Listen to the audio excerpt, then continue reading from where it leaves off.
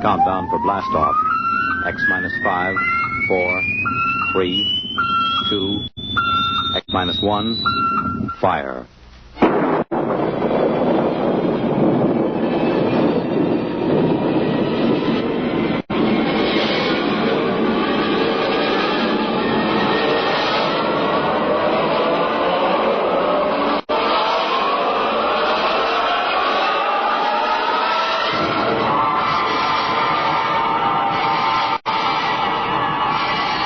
From the far horizons of the unknown come tales of new dimensions in time and space. These are stories of the future, adventures in which you'll live in a million, could be years, on 1,000 maybe worlds. The National Broadcasting Company, in cooperation with Galaxy Science Fiction Magazine, presents X minus 1.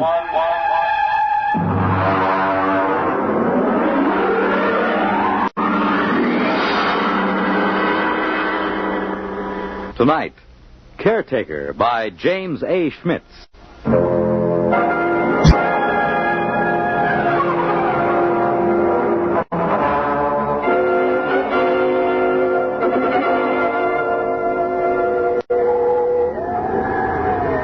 Lowndes? Yes, Mr. Harris. Astrogation reports planetary orbit secure. What vector, Mr. Harris? Approximately 1,000 miles above subject planet 3785. Well, we'll have to give it a name soon, Harris. Yes, sir. Engineering secure. Damage control parties working on the hull. Very well. Has Martyr touched down in the scout ship? Yes, sir. We have him on the tight beam. Give him to me on my screen. Yes, sir. Sparkman, put Martyr on the command screen. Exploration ship Titan calling ship 375. Come in. Scout 375 reporting. What's it like down there, Martyr? It's not much different from the scan report, sir. I'm at the head of a valley. It's green and it's scarlet. It's all swampy. And there's a big river threading through it. Harris, get me a pinpoint on Martyr's location. Aye, sir. There are mountains beyond. I can see Holman's house from here. Looks like a Swiss chalet standing over the lake. Have you made contact? Yes, sir. Boyce is over there now. How is he? Well, it's hard to say. Tell him we're recording the planet officially as Holman's planet. That might please him. No, I don't think so, sir. What? Boyce suggested it during our first visit with Holman today. He wants us to record it instead as, I'll spell it. Cresgyth. Cresgyth. What's that, local? Well, that's his phonetic interpretation of the name the people here use. Fair enough, if that's how he wants it. Anything to add on your present report? No, sir. I'll call you back after we've met his woman. His wife? Yes. I'm glad it was you and Boyce who found Holman. You're reliable men, you in particular. Martyr, I don't need to emphasize that Holman's discovery of what appears to be the first genuine human race ever encountered outside of Earth is of primary importance. Yes, sir. Boyce might be inclined to hurry through the diplomatic overtures. You'll be careful about that part of it, Martyr. Yes, very careful, sir. On the two continents we scanned before, we've found no traces of human inhabitants, present or past. Yes, I know, sir, but Holman's... It's possible Holman's acquaintances are the sole survivors of humanity here. If we frighten the tribe into hiding, there may never be another contact. Yes, I understand, sir. Fine. Now then, what about these other creatures? What did Holman have to say about them? Well, in the 20 years he's been marooned in this valley, he's had only 3 or 4 actual encounters with them, sir. Rather violent encounters on his side. Apparently they learned to avoid him after that. They're called Zares. He seems to have an almost psychopathic hatred for them. That's not very surprising. We pulled up a scout drag a little while ago, bagged a couple of specimens. The description checks with Holman's description of the Zares, the worm-like, slimy, blue body with a set of arms, legs, and head. Out of the water, they seem to wear some kind of clothes, presumably to conserve body moisture. Yes, that's what he said. All right now, Martyr. I want you to continue according to the plan. And remember, be careful of Holman. He's been alone on this planet for 22 years. He deserves a lot from us. Yes, sir. But he hasn't been alone. He has his wife.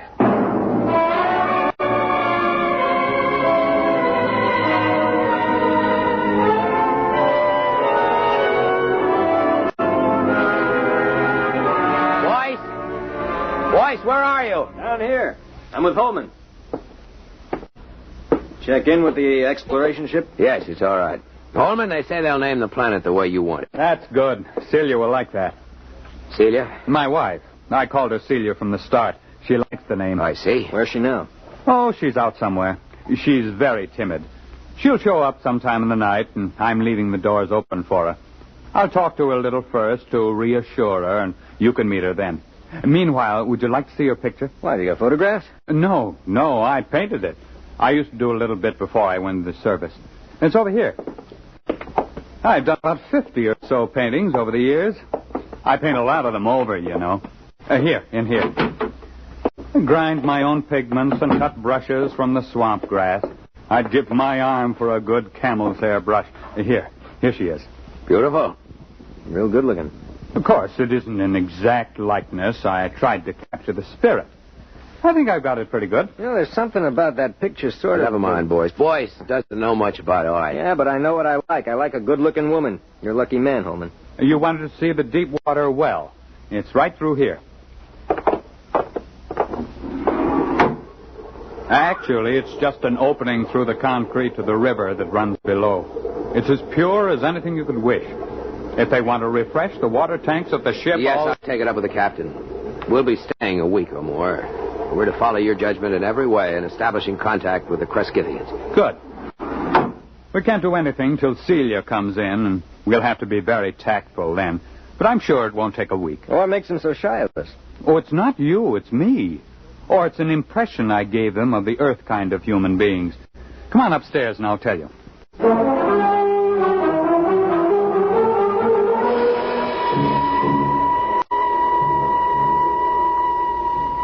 Cigar? It's a local swamp grass. Is it safe? Well, I've been smoking them for years. You were telling us about the native humans. Well, I've never asked Celia much about her people. There's some kind of very strong taboo that keeps her from talking about them. How'd you meet her? Well, our ship crashed into the valley originally. I was the only man left in the original crew of 4. Manning went insane 2 days before we made a planetfall and killed Nichols and Dawson. And so I killed Manning before he could wreck the ship completely. Have you got a light, Marta? Thanks, I'm all right. You see, it was unavoidable, but they never understood it, those people of Celia's. Well, how did they find out? I was unconscious for about a month and completely blind for 6 months afterward. Blind? Well, they got me out of the wreck and nursed me back to life. But as soon as I was out of danger, only Celia would stay with me. She and I were alone for weeks before I regained my sight. How did they know I killed the others? Well, they're sensitive in a number of ways, and there were those bodies in the ship. They withdrew from me as soon as I no longer needed their help. Then in all this time you were never able to gain their confidence? It's not a question of confidence. It's a question of... Well, I'm trying to tell you. I didn't mind being alone with Celia. You'll understand that when you see her. The others stayed in a small lake village they had a couple of miles up the valley across the swamps. Celia went up there every few days, but she never brought anyone back with her. I suspected it was simply because I was an alien. I thought they'd get over that in time. Celia seemed happy enough, so it wasn't a very acute problem. Well, could you observe them? Well, one day, when she'd slipped away again, I remembered a pair of field glasses I'd taken off the ship, and I got them and trained them on the village. That was a very curious experience. I never found a complete explanation for it. Well, what happened? Well, just for one instant, I had everything in the clearest possible focus. There were children playing on the platforms above the water, a few adults standing in the doorways of a house. Suddenly, everything went blurred. Well, something go wrong with the glasses? No. They didn't want me to look at them. They just blurred my vision. What do you mean? What, you mean telepathically? Well, I don't know. The glasses had a 4-mile range, and they were functioning perfectly. But the instant I turned them on the village, the field blurred. I never felt so snubbed before. Yeah, I guess that's quite a hint. Well, I admit it annoyed me. The next day, I announced to Celia that I was going over to the village. Well, she made no objection, but she followed me in the distance, probably to make sure I didn't drown on the way. It's wet going around here. At last, I came over a rise and found myself 100 yards from the village on the land side, and then I realized they'd left it. I walked around it a while and found cooking fires still glowing, but nobody had waited to receive me. So I went home insulted and very sulky. I wouldn't even talk to Celia until the next morning. Well, did you see anybody there? Nobody. Well, I settled down and built a house for the two of us, and that took up all my time for several months. I couldn't ignore them. There was something so curiously happy and peaceful about them, even though they gave me the cold shoulder. From the one look I had of them, it showed me that they were the most beautiful people I'd ever seen. Well, you've seen the picture. It doesn't do her justice. Boy, she must be something. One day, when Celia was gone, I made another trip to the village, and the same thing happened. Well, did you make any attempt to explore further? Oh, yes. I got the little lifeboat flyer repaired enough to get it off the ground and set it down again. I had enough fuel for one 24-hour trip. I flew down the valley for almost 50 miles before I came across the first colony of the other ones, the Zares. Is that what the people here call them? No, Zare, that's the word for snake. I named them that. Did they live in caves? No, that's what fooled me. It was a village of houses just like the one here. I sat down on the lake and I saw them. They just stood there, very quietly watching me through the doors and windows. What made it worse somehow was that they wore clothes, but the clothes didn't cover enough. Those weaving, soft, blue, slimy bodies and those staring eyes. I backed down the ladder with my gun ready in case they rushed me, but they never moved. Did you find any more of them? There were about 8 more colonies of Zares further down the valley, but there was no trace of another tribe of humans. At the time, I didn't know just what to make of it. There was a possibility that my village represented an advance troop of human beings into the land of snakes. But it turned out to be the other way around. It seemed to be the snakes that were pushing out the humans. So I swore to myself that as long as I lived, at least, human beings were going to hold this section of the valley undisturbed in its safety. When I came back, I said to Celia, "Celia, I must speak to your people. Go tell them I'll come again tomorrow, and they mustn't run away." Well, she looked at me, and then she went in the direction of the village. Did they wait for you? Well, she came back late at night, crept into my arms, and told me they promised to wait for me. Oh, I set out the next morning full of great plans. After all, the Zare snakes lived in widely scattered settlements. The villagers and I could wipe out those settlements one by one until we'd cleared the land. But then I didn't realize how different Celia's people were from us. How? What happened? Well, I came over that rise, and there the village was. This time I knew they'd stayed home. And then, not 20 feet off my path, I saw 2 of the Zares standing in the bushes, one watching me and the other looking at the village. They were the first ones I'd seen that close, and they were horrible. They had a rapacious, greedy look. They seemed oily and unclean. Each had a kind of tricky crossbow over his shoulder, and they couldn't be seen from the village. Would you like something to drink? There's some kind of fermented homebrew I made. No. What happened? Well, I shot them both down before they got over the surprise. It was a natural thing to do, wasn't it? Sure, I guess so. But apparently, from the point of view of the villagers, it wasn't. The village was empty again. When I got back home, I was actually sick with disappointment. And then I discovered Celia was gone. She stayed away 3 days. And when she came back, I never went back to the village. But I don't see why. Neither did I until it was too late. They won't kill their enemies. They're too polite for that. So their enemies are gradually squeezing them out of existence. Captain, what do you expect us to do in this situation? Kill the Zares, as many as we can find. If the human beings of this world won't defend themselves, we'll have to defend them. I can't be on guard here forever. It's up to you and the other men on the ship to do the job right. You will, won't you? You'll make a report to Commander Lowndes? We'll make our report. Oh, that's fine. Well, gentlemen, I suppose it's late now. I suppose you'll want to turn in. When will your wife get back? Well, she'll be back later. Don't worry about her.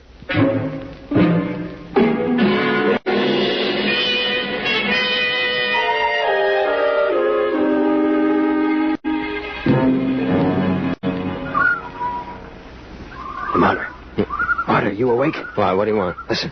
What? Somebody moving in the house. Listen. Holman? No. Listen to those steps. Now, hear him? That's no man. Slow, dragging. Yeah, come on. Wait a minute. Sidearms. Right there, come on. Quiet, it's coming from downstairs. Stop. Listen. Wait till I get the safety catch on. Look. No firing unless I tell you. Look, Mother, I'll take care of myself. Maybe it's one of those airs. I'd like to get a shot at them. Come on. Downstairs, all right. Here's the light. What's that? A missile gun. Holman had a number of obsolete weapons down there. Hurry up. Look out, there goes the light. I've got my torch. It came from the well room. Oh, it's the door. Stand back. Turn your light in there. It's Holman. They've got Holman. There it goes. Stand clear. I'll blast it. Wait a minute. Get out of the way. It's one of those airs. Give me a clear shot. Hold it. Can't get out of here while we've got the well covered. Keep your blaster ready while I look at Holman. I hear it moving back there in the shadows. He's dead. Come on. Make a break for it, you rotten, slimy snake. Come on. Shot through the head with his own gun. Who's that there? That snake? You got a good look at it? No. It jumped for the shadows. There it is. Marta, swing your torch around. I'll roast it with one blast. Listen. Who's that? You who are his friends, will you listen to me? Who are you? He called me his wife. What? How'd she get in here? If that Zare gets a hold of her... Quiet. Don't move. I won't. Why did you kill him? But I thought you understood. I mean, she killed him. It was that Zare, the snake. There are medical men who'd say he'd been insane for 20 years as he counted time. They would have forced him back into sanity. I could not bear the thought he should suffer that. Suffer what? Are you all fools?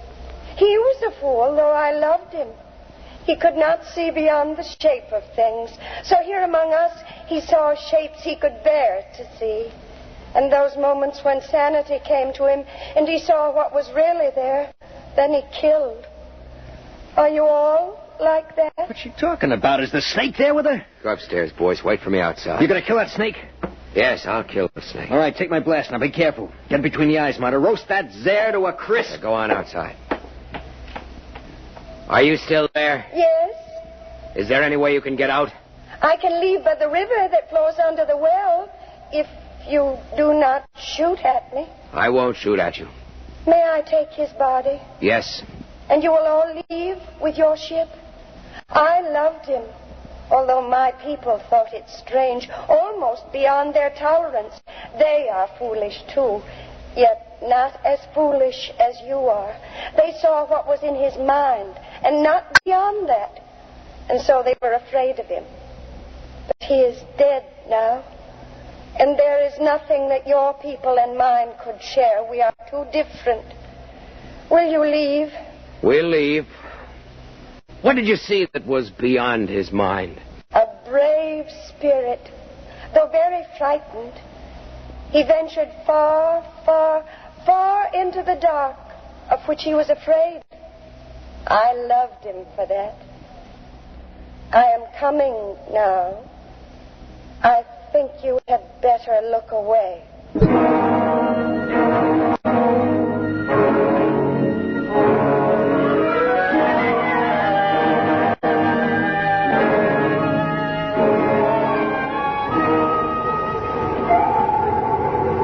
Marta. Yes, sir. I've just been down to sick bay. Boyce is all right. He's in shock. Well, I gave him a shot of sedative on my way up here. Oh, the medics say he'll be all right. They're giving him a reconstructive psychotherapy fix. He won't remember much of it. If you had looked squarely at that thing, we might have had to give you the same treatment. Our pickled specimens of the Zare are pretty hideous. I suppose it's all the way you look at it. Yes, I suppose so. Holman had his own way of looking at it. Selective hysterical blindness maintained for 22 years, with his own type of artistic hallucinations thrown in. I can't help wishing it hadn't happened to Holman. He didn't maintain it throughout. When he was hallucinating, he saw them as beautiful. He saw her as beautiful.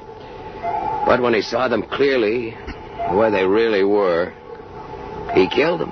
Who wouldn't? I almost feel like getting out of space and staying out for good. Well, it's time to file a report and wrap up. What are you reporting? That Holman died here quite peacefully about a year before we found him, leaving a diary of inspiring courage and devotion to space exploration behind him. We'll have time enough to work up the diary. That should keep everybody happy. All secure, sir. Shall I close down the ports? Just a minute. Martyr, look down there. The whole galaxy. Do you think there actually are people out there somewhere? I hope so. Do you think we'll ever find them? I don't know. They've never found us.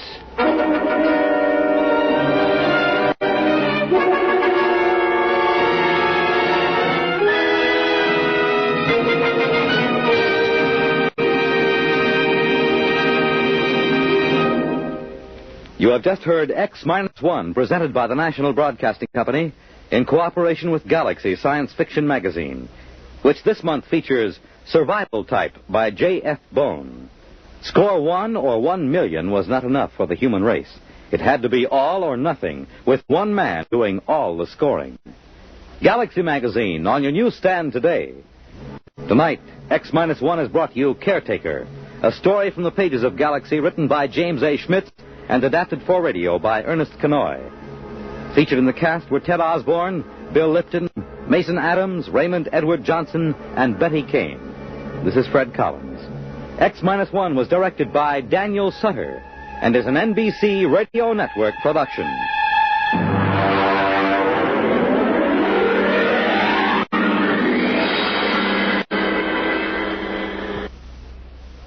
Polio is not over yet. A total of $46,900,000 is needed to continue the fight against this crippling disease. Thousands of polio victims are depending on you. Help finish the polio fight. Join the 1957 March of Dimes.